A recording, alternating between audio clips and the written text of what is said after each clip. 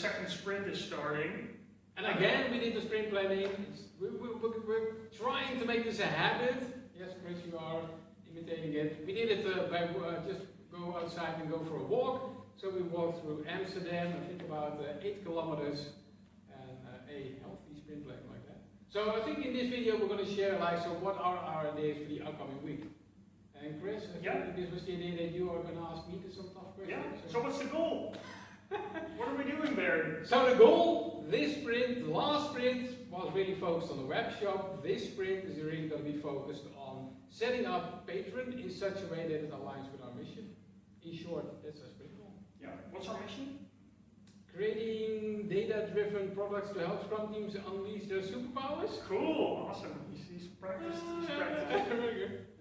So, if we have that goal to align the patrons and how we use Patreon with that mission, what kind of work are we looking at for this sprint? I think the biggest chunk of work will be make it very tangible to set up the tiers. Tiers are sort of like the levels that you have in Patreon.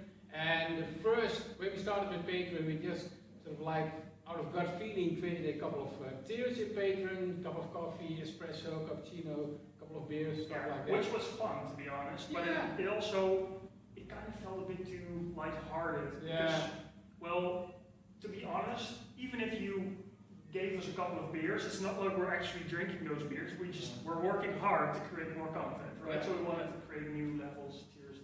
And also make it more tangible, what can you expect from us? Like if you give support for a certain level, a certain tier, what is it that you can expect from us? What is it that you can contribute as well? So that was one of our main goals for this sprint. I think that was actually the main goal. And also because a lot of things are connected to it, like can we set goals to a certain tier? Can we relate a certain discount code for a web shop to a tier? Can we maybe even create the way that you as a patron can help us fulfill our mission? Can we make a connection with that to a tier? And maybe also quite important is, Chris and I are only with the two of us.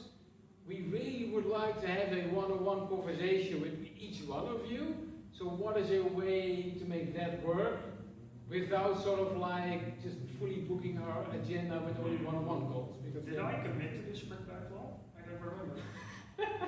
You did. Or did I commit to the sprint goal? Yeah. But we did run into one interesting challenge that most Scrum teams also run into during sprint planning. And I'm not going to ask you which because you don't know what I'm going for. But we do have a professional Scrum Master 2 class taking place this week, which means 2 days or 2.5 days, because we have to set up the room, are gone. We cannot spend that on the sprint. So we're actually standing in the room now where the PSM2 is going to take place tomorrow, but how did we deal with that? Well, I can sort of start and talk about velocity and stuff like that. But in a way, we just took it into account with how much work we pulled from the product backlog. I'd say that's an easy example. 2 days are gone, so we just need to focus. Not aim for a sprint goal that is too comprehensive. And I think one nice thing we have to run in the video is that we started with some work today that is all aimed at getting your feedback, which is really useful because we then have 2 days for you to give your feedback, and then on probably Wednesday evening, Thursday, we can start working through that and use that. So I think it's a good way to actually make use of those 2 days that we have to wait by putting some things in motion, and then we can just continue with the class. Yeah, and I think that is sort of like a sub-sprint goal. That's dangerous language for Scrum. But our idea is also to already validate this sprint to see if there's an interest with some of you to help out with improving the Scrum Mythbusters exercise. There's already some things that we want to do more of, and that's something that we want to validate. If some of you are interested in helping us out, creating a new version of the Scrum Mythbusters exercise. When are we successful with this sprint? Because it's nice to have a sprint goal, to have a sprint backlog. When are we actually successful? When is it valuable? I think I'm already seeing sort of some indications of success is that we already introduced the new tiers by now in Patreon. I think for me it's successful if you already see some people committing to certain levels. Yeah. Like people that want to be a contributor or want to be a liberator, etc. Cool. Anything else? else that I'm forgetting right now? No, I just like that he's starting to act like a product owner, isn't he? I think you like that idea, and then I'm the developer because that's how it is. Yeah, yeah. But that's not going to happen. Don't worry about it. So next time it's going to be me, and you're going to be the developer.